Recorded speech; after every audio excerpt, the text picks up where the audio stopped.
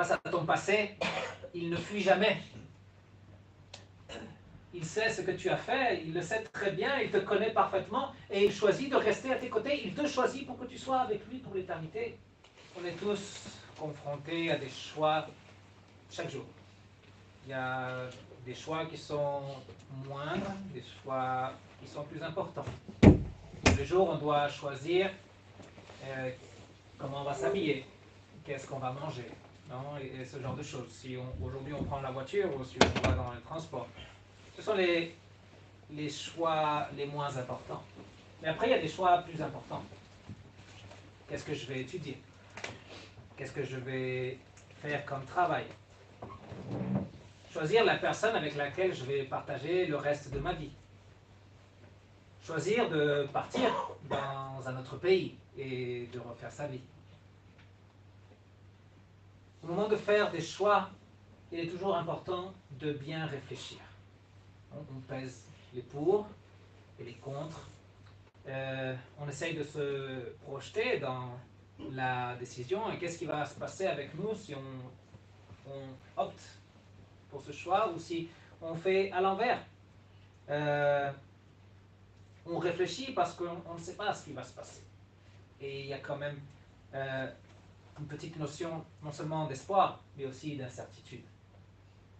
Personnellement, j'ai fait des choix que je regrette énormément et que j'aurais choisi de ne pas faire. Et après les avoir faits, je me rends compte qu'il y avait d'autres choix à faire qui étaient mieux. Et si on a l'opportunité de remédier à ces choix, il ne faut pas hésiter. Il faut changer.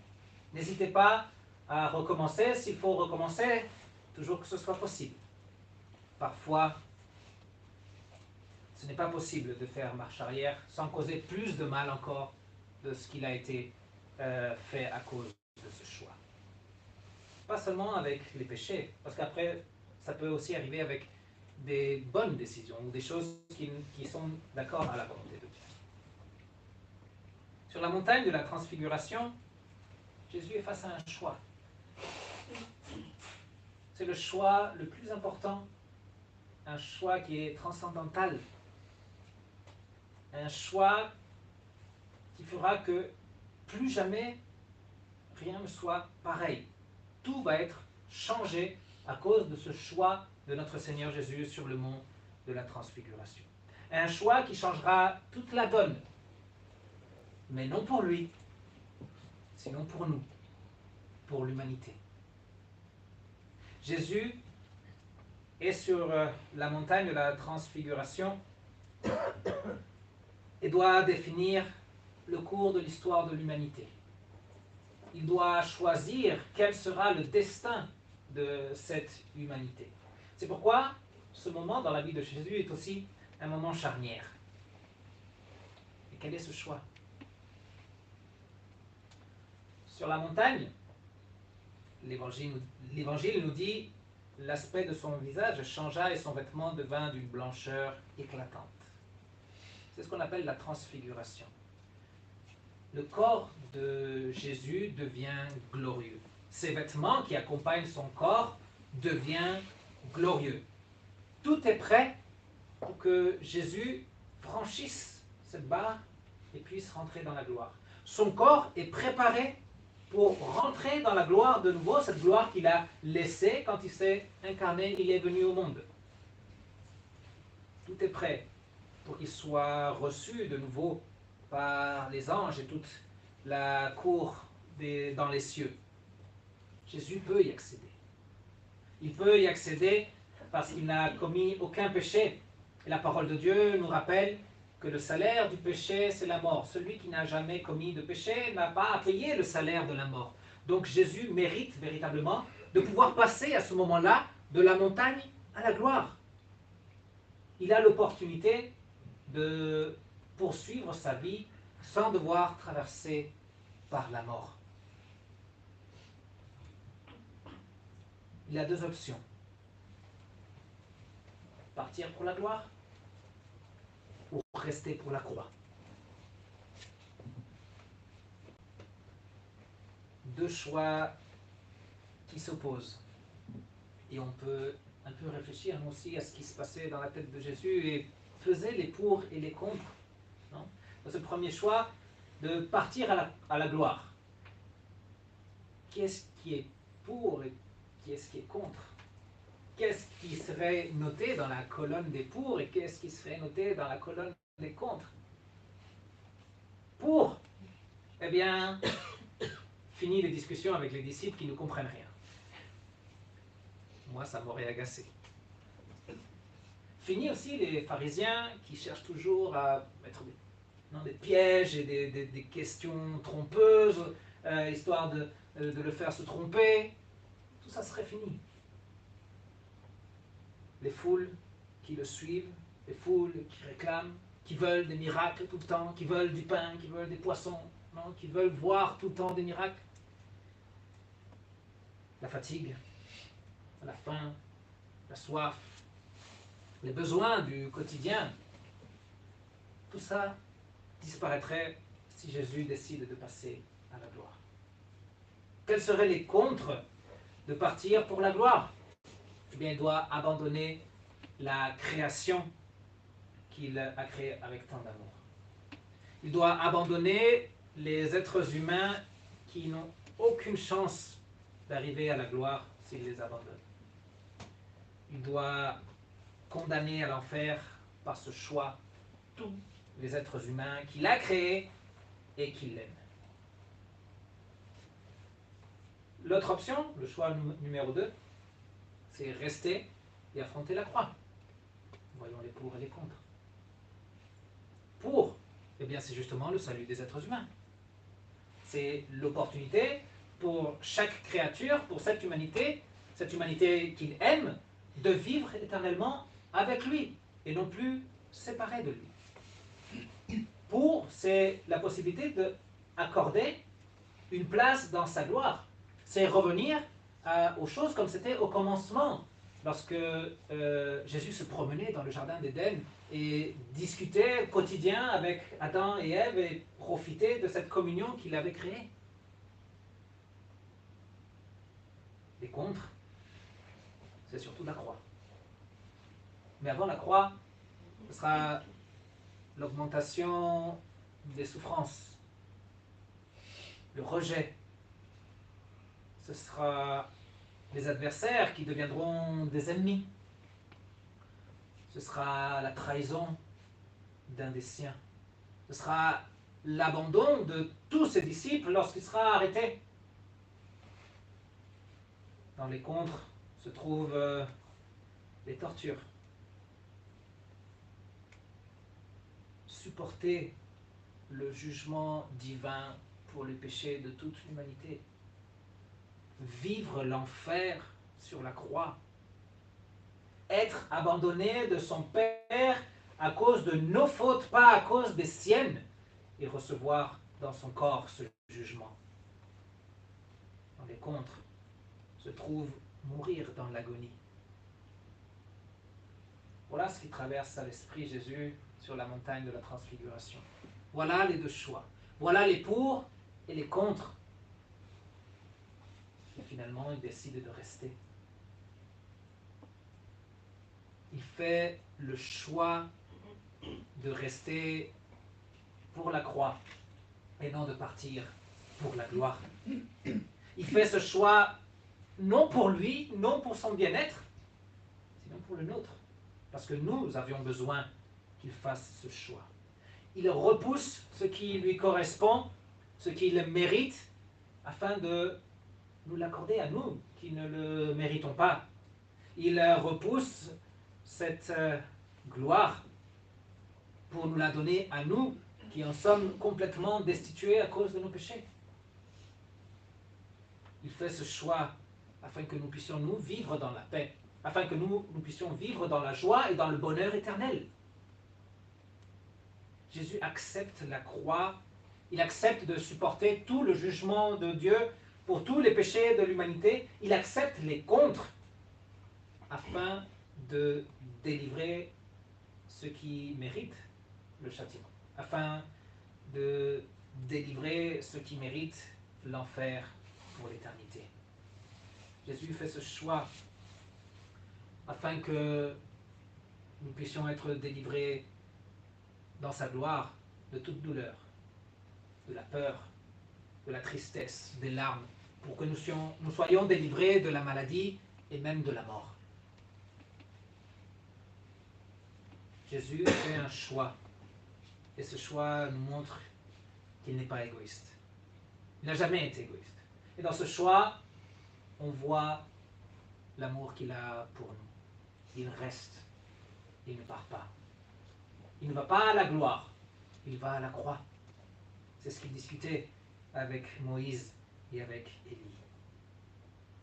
Et Jésus a pris ses disciples avec lui pour qu'ils soient témoins, non seulement de sa transfiguration, sinon qu'ils soient témoins de qu'il a choisi de rester. Il n'a pas choisi de partir, sinon qu'il a choisi le bien-être de l'humanité. L'Évangile nous dit qu'ils virent la gloire de Jésus. Et que lorsque la nuée est partie, Jésus était resté seul.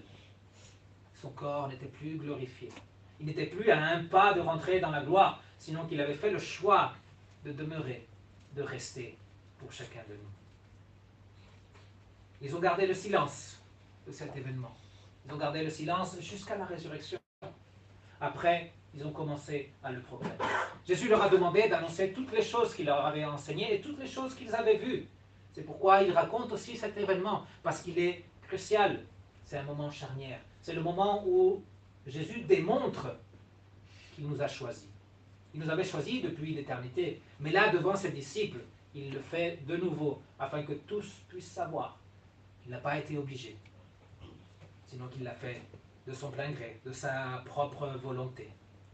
Il veut que ses disciples le racontent, parce qu'il veut le salut de tous, parce qu'il sait qu'à travers l'annonce de cet évangile, les gens arriveront à la foi et pourront profiter aussi de cette gloire éternelle qu'il est venu obtenir pour tous.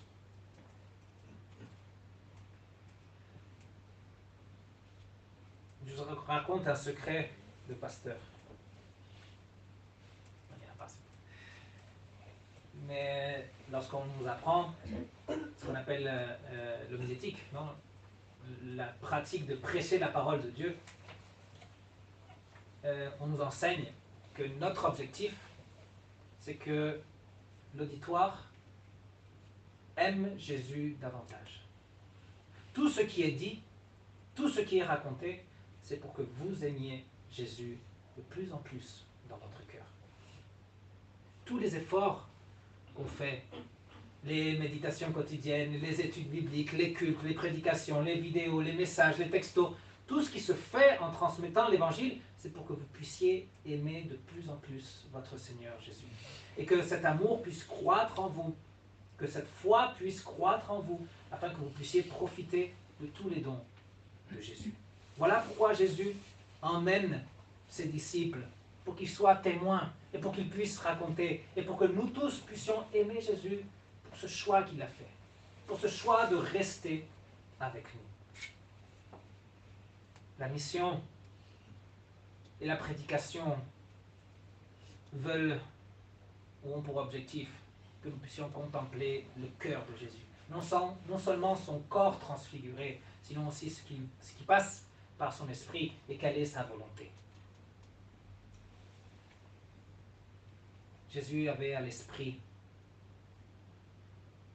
chacun de nous lorsqu'il a choisi de rester. Tu étais dans ses pensées lorsque Jésus a choisi de rester. Non pas parce que tu sois plus important que les autres, non pas parce que Jésus... Non, justement parce que Jésus ne pense pas à la masse, à l'humanité tout entière, sinon qu'il pense à chaque individu de cette humanité, de cette masse. Il est mort pour racheter toute l'humanité. Mais en réalité, il est mort pour te racheter toi, pour me racheter moi, pour nous racheter chacun de nous, et qu'en définitive, c'est toute l'humanité. Sur la montagne, j'aime penser qu'il avait à l'esprit, il avait cette pensée. Si je pars, François n'aura pas l'opportunité d'accéder à la gloire et à la vie éternelle. Et Jésus a pensé, si je pars, Walid n'aura pas l'opportunité du salut, Odile non plus. Aucun de nous n'aurait l'opportunité du salut si Jésus décide de partir. Et c'est chacun de nous que Jésus gardait à l'esprit lorsqu'il a choisi de rester. Peu importe si je ne vous ai pas nommé, parce que Jésus vous avait à l'esprit. Lui, il n'ignore pas qui sont ses enfants et il n'ignore pas non plus les conséquences de ce choix qu'il a fait pour nous. Soyons-en convaincus. Jésus l'a fait pour chacun de nous. S'il fallait le faire pour un seul, Jésus l'aurait fait quand même. S'il fallait le faire que pour toi, Jésus l'aurait fait quand même. Il aurait choisi la croix. Il aurait choisi de supporter l'enfer pour te délivrer. Jésus assume son choix. Il assume ce choix jusqu'aux dernières conséquences. Il sait ce qui viendra. C'est différent à nous.